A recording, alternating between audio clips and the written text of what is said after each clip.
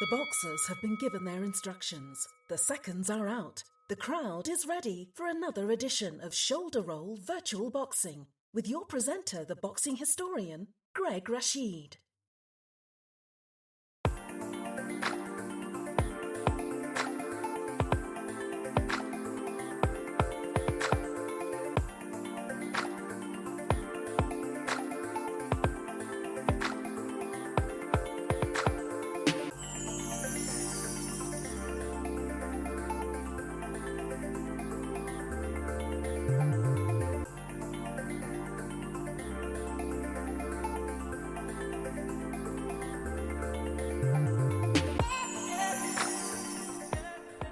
Well, I want to say Swati Cup to everyone out there. This is Greg Rashid, your presenter for another edition of the Shoulder Roll Virtual Boxing Podcast. Heard by many people all over the world at their convenience, but a lot of folks listen on various platforms, be it on the internet, on Facebook, on YouTube, on my channel, Nourished by History. Some folks listen at the sportshistorynetwork.com, and a lot of folks listen every Sunday afternoon at 3 p.m. Mountain Time in Colorado on KUHSdenver.com, created by the one and only Henry Archuleta. And I want to say something. I really appreciate all the comments, the positive comments I get for the shows, but looking at my analytics, I have over 1,500 subscribers, but the folks that listen to this program, 98% of you are not subscribers, so please, wherever you listen to this program, please subscribe. It helps so much. It helps me so much. Please do that. Also, if you are, if you're on the internet, look for my Patreon site. Look for Nourished by History, then look for Shoulder Roll Virtual Boxing Podcast. Also, go to Buy Me a Coffee and look for Nourished by History and look for Shoulder Roll Virtual Boxing Podcast. It helps so much. And yes, I am in, if I haven't said it before, if you haven't caught this show and it's your first time, I'm in Bangkok, Thailand. Loving it. You might hear some construction in the background because they're building across the street from me, but we have fun here. And we have boxing events, if you're new to the program, that are based on what you decide. You are the promoters of these fights. You are the ones that promote these fights. And if you want to be a promoter, just go to any venue that you listen to and drop me a line saying, I want to see, I wonder what would happen if Muhammad Ali fought Mike Tyson, or what would happen if Joe Louis fought Rocky Marciano in their prime. Anything like that. And we put these fights into our database, which is a Title Bout Boxing 2 PC game created by the great Jim Trunza, and I hope to have him on the show eventually.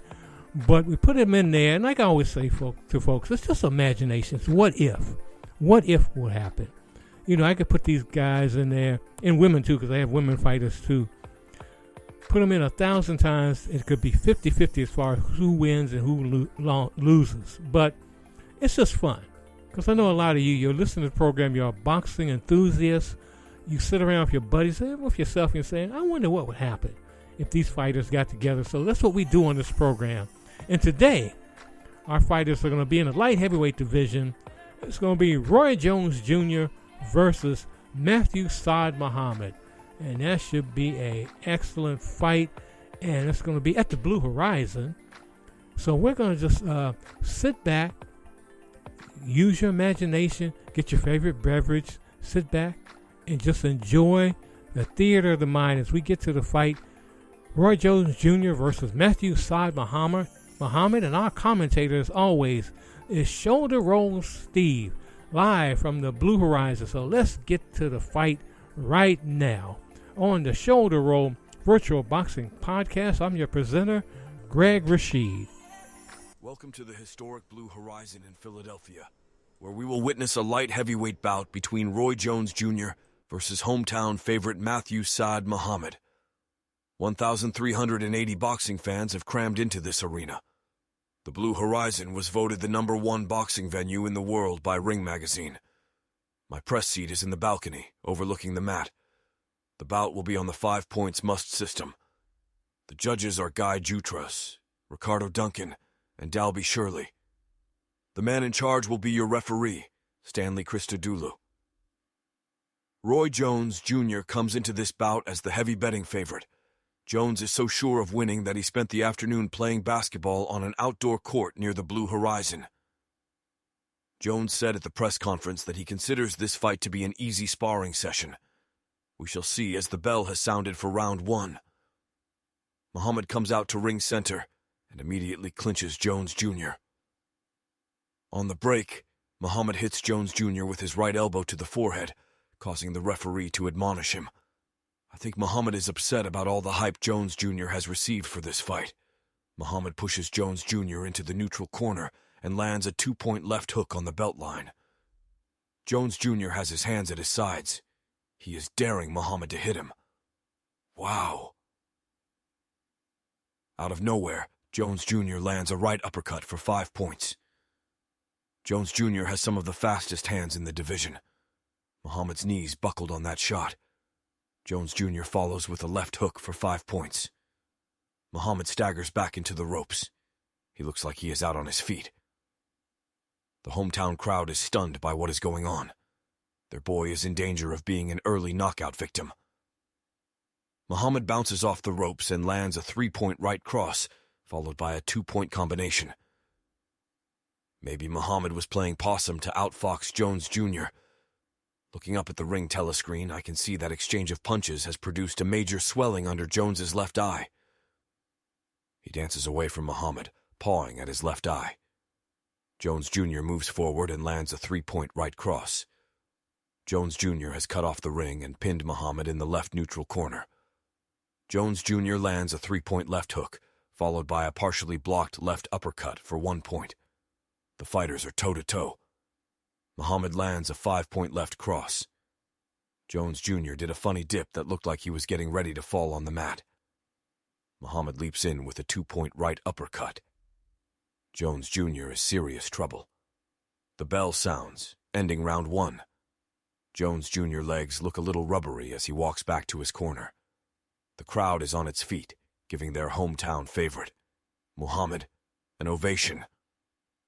In the first round, Muhammad scored 14 points, while Jones Jr. had 17 points. Jones Jr. may have won the round, but if it had lasted 30 more seconds, Jones Jr. would have been knocked out. The bell has sounded for round 2. The fighters meet at ring center. Jones Jr. lands a 3-point combination, a 2-point right uppercut, and another combination. Jones's hand speed is something special. Muhammad counters with a 4-point left hook to the gut. He misses with a follow-up left uppercut. Jones Jr. counters with a 3-point left hook. Muhammad misses with a right cross. Jones Jr. counters with a 2-point left uppercut. Muhammad times a perfect right hook to the head for 6 points that knocks Jones Jr. down. Jones Jr. gets back to his feet at the count of 5. The ref is asking Jones Jr. if he wants to continue. He nods yes. That punch caused a serious swelling under his right eye. Jones Jr. now has to contend with damage under both eyes. Muhammad pounces on Jones Jr. and lands a 2-point left cross below the left eye, followed by a 2-point left hook to the stomach. Muhammad lands a crushing combination that knocks down Roy Jones Jr. for the second time in the round. Jones Jr. bounces up at the count of 1, claiming he slipped. But he was definitely he by that combo. That was 6 points for Muhammad. Muhammad steps to Jones Jr. and lands a crossing right hook that knocks Jones Jr. down again. Jones Jr. bounces back up, but it doesn't matter. The 3 knockdown rule is in effect for this fight. Stanley Christodoulou calls a halt to this fight at the time of 2:59 of round 2. The winner by technical knockout is the hometown hero, Matthew Saad Muhammad. The crowd is going nuts. Some fans at ringside are jumping into the ring to congratulate Muhammad. They are lifting him on their shoulders and parading him around the arena. Where are the police? Oh wait, the police are helping the fans parade Muhammad around the arena. I guess the cops had money on Muhammad. Only in Philly. This fight was brief, but exciting. Let me now return to our Bangkok studio. This is Shoulder Roll Steve from the Blue Horizon in Philly.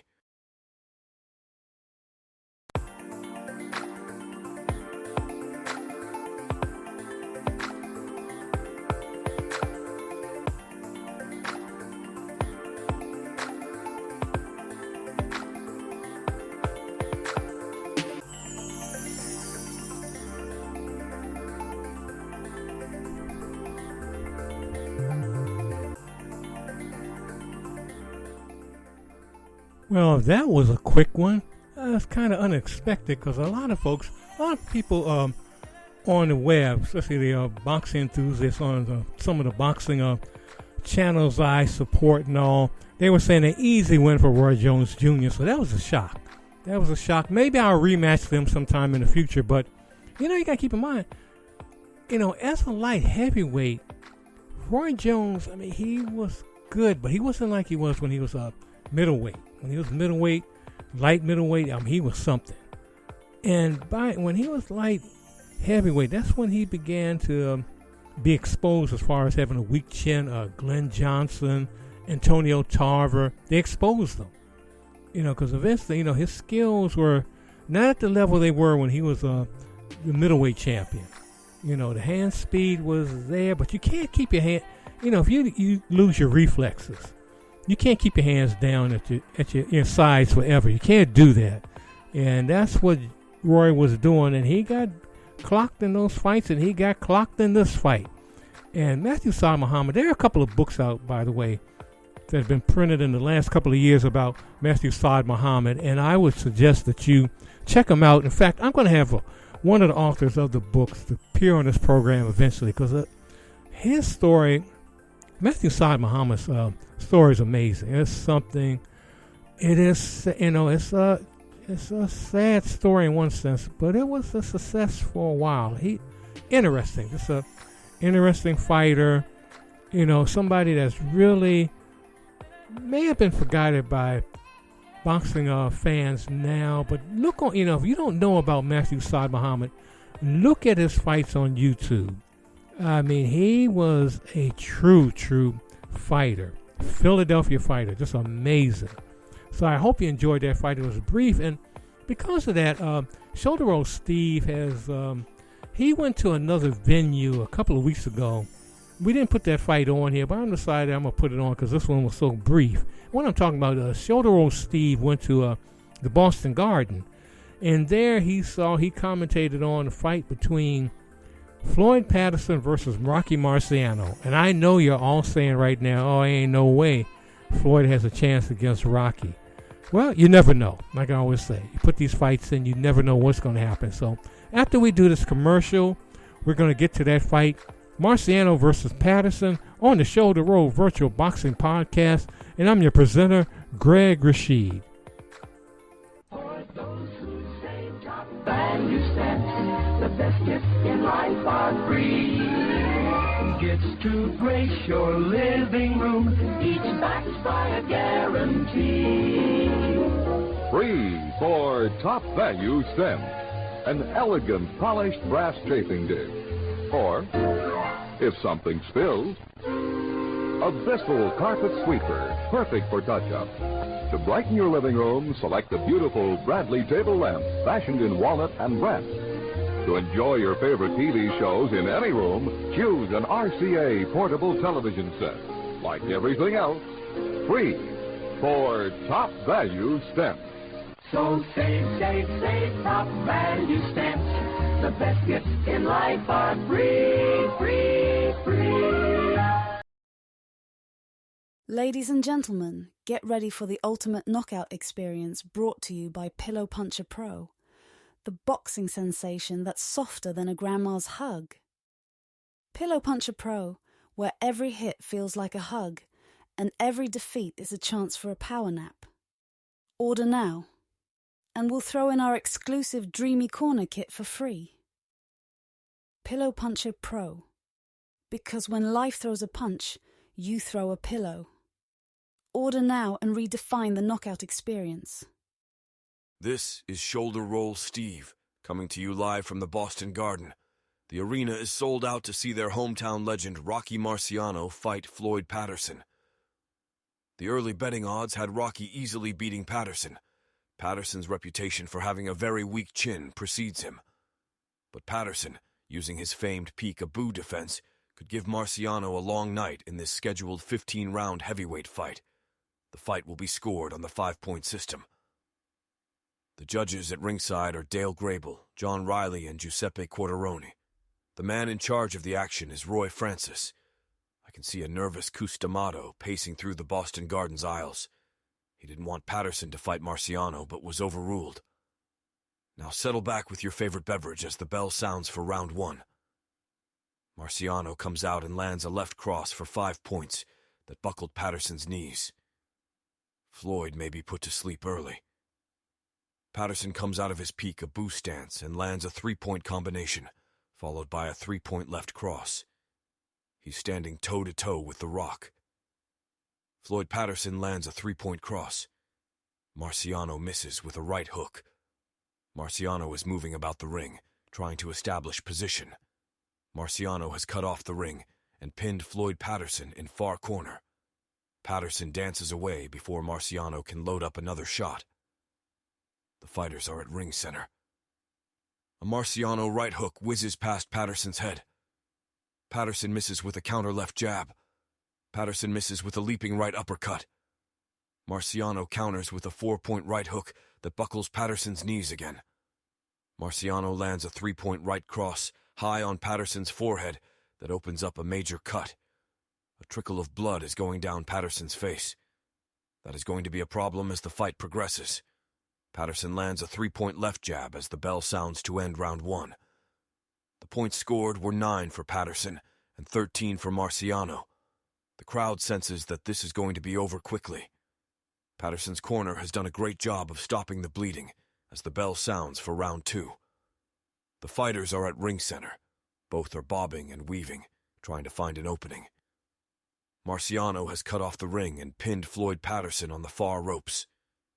Marciano misses with a left cross, then scores a 3-point right uppercut. Patterson bends down to avoid another punch. Marciano hits him with a rabbit punch. The ref stops the action and gives Marciano a stern warning. The fight continues and Marciano lands a 5-point left hook that reopens the cut on Patterson's forehead. Patterson backs into his corner. Marciano lands a 5-point left hook, followed by a 5-point left uppercut. Patterson is hurt! Only the ropes are keeping him up. Patterson clinches to avoid further damage. The fighters are in ring center. Patterson misses with a left cross. Marciano counters with a 3-point combination. The Rock is getting through the peek-a-boo defense with ease. Patterson lands a 2-point combination and a 2-point left cross. The fighters clinch as the bell ends round 2. Patterson had 4 points while Marciano scored 17 points. Patterson is game, but Marciano may be too much for him to handle. I've been told Cus D'Amato has left the garden. He doesn't want to watch the beating Marciano is giving to Patterson. The bell sounds for round 3. Marciano lands a left hook for 5 points that knocks Patterson into the ropes. Marciano has cut off the ring and pinned Patterson in the left neutral corner. Patterson lands a 2-point left jab. Patterson throws a 3-point combination. Patterson is showing he is here to fight. He's not laying back and taking punches. Patterson leaps at Marciano with a left uppercut that misses. Patterson's jaw is fully exposed. Marciano lands his Suzy Q right hook to Patterson's jaw that sends him crashing to the floor. The ref has not bothered to count as Patterson has been knocked out. The arena explodes in cheers. I don't think there was any doubt of the outcome of this fight. Patterson was game, but Marciano is on a different level. I'm surprised Patterson lasted this long. Cus D'Amato was right. His fighter was not ready for the likes of Rocky Marciano. At the time of 1:18 of round 3, the winner by knockout is Rocky Marciano. From the Boston Garden, this is Shoulder Roll Steve, returning you to our Bangkok studio.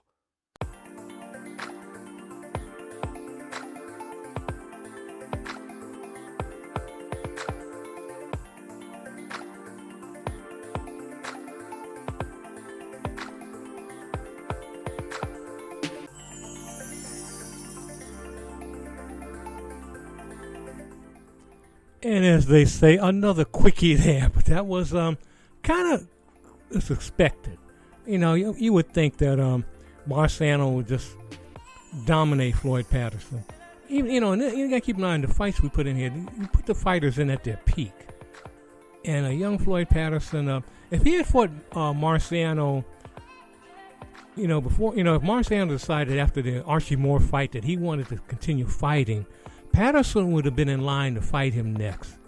And even though Patterson was fast, and Patterson, as I always tell folks, was my first sports hero, I don't think he could have lasted against Rocky Marciano. Patterson would probably cut up Marciano because he was so fast. And he hit hard. He could hit, but he would expose himself when he would do his leaping punches and all. And I think Marciano would eventually just catch him and knock him out.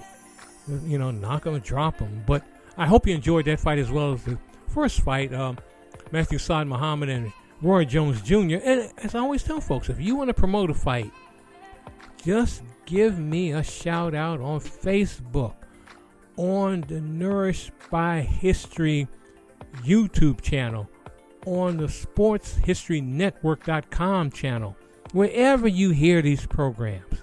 Just leave a comment, as a lot of people do, and say, yeah, I want to see these two guys and these two women fight.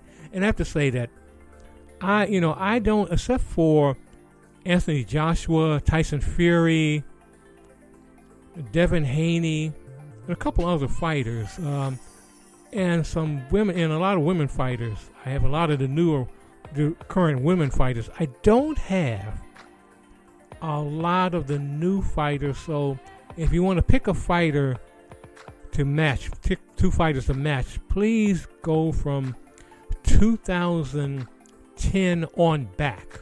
That would be the best thing to do.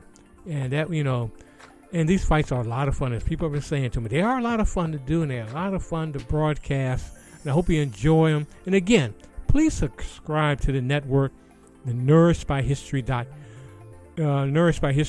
Network on YouTube, my channel, Nourished by History. Please subscribe. Please do that. Become a Patreon. Become a Buy Me a Coffee member. Whatever you do, even if you donate $100. Yeah, I like that, but $1 a month. $1 a month, because it keeps the lights on.